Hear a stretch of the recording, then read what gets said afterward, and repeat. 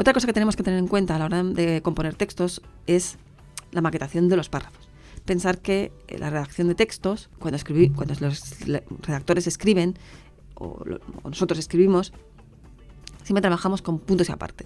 Siempre escribimos un contenido y a veces hay puntos y seguidos, pero a veces hay puntos y apartes. Los puntos y apartes se recogen en lo que se llaman párrafos. Aquí tenemos un ejemplo. En este caso, ese texto tiene 4 párrafos. Aquí tenemos otro ejemplo de párrafos.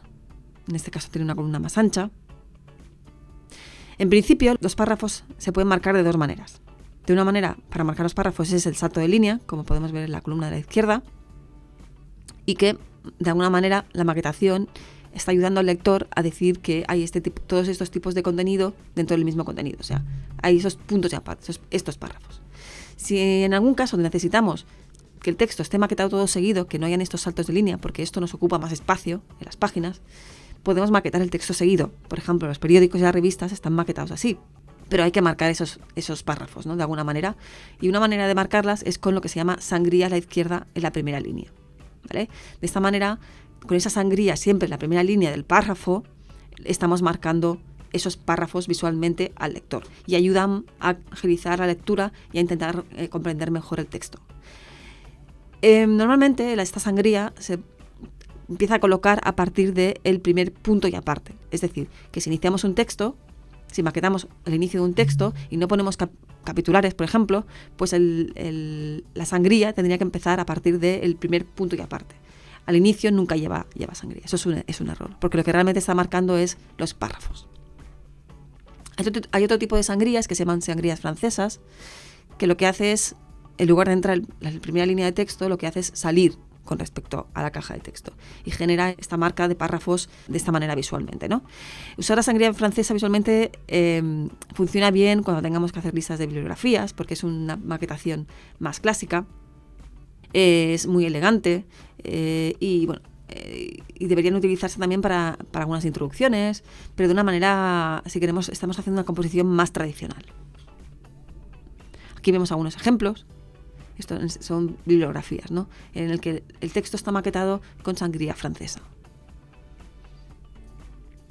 Aquí vemos un ejemplo de cómo los textos están maquetados con sangría de la primera línea y cómo vemos que el texto al inicio no lleva la sangría, ¿no? Porque es como debe estar maquetado.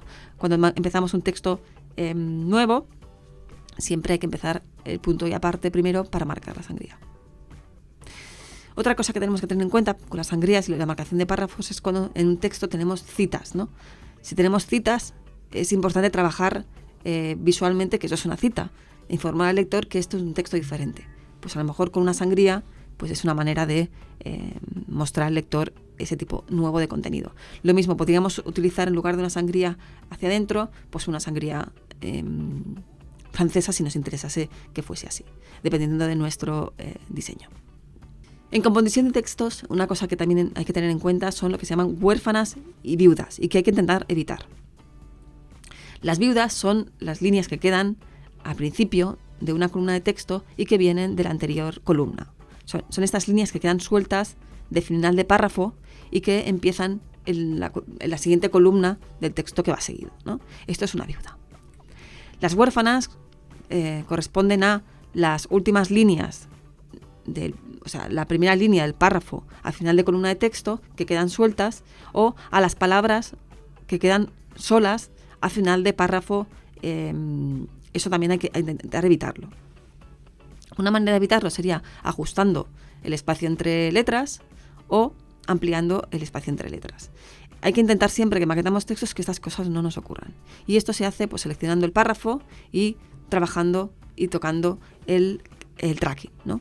En este caso le estamos dando un tracking negativo para que el texto se apriete un poco más y la palabra ríos suba a la siguiente línea y no nos queden estas viudas.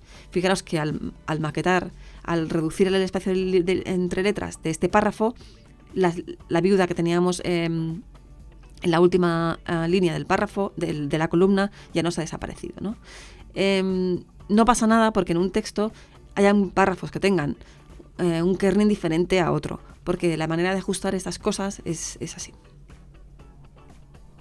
Aquí tenemos un ejemplo. De hecho, hay cosas publicadas que están mal. O sea, Aquí tenemos una viuda que se ha colado en el diseñador en la maquetación del texto. Aquí hay una línea que corresponde a un párrafo que está en otra página y ha quedado aquí suelta. Lo ideal es que como mínimo hubiesen 2 líneas, tanto aquí como en una huérfana al final de párrafo.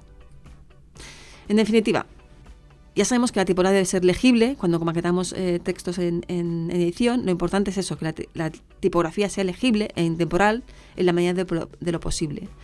Porque un diseño tipográfico de texto corrido, de texto largo, no debe ser creativo, sino que debe ser totalmente funcional. Entonces lo importante es que seleccionéis tipografías que sean legibles.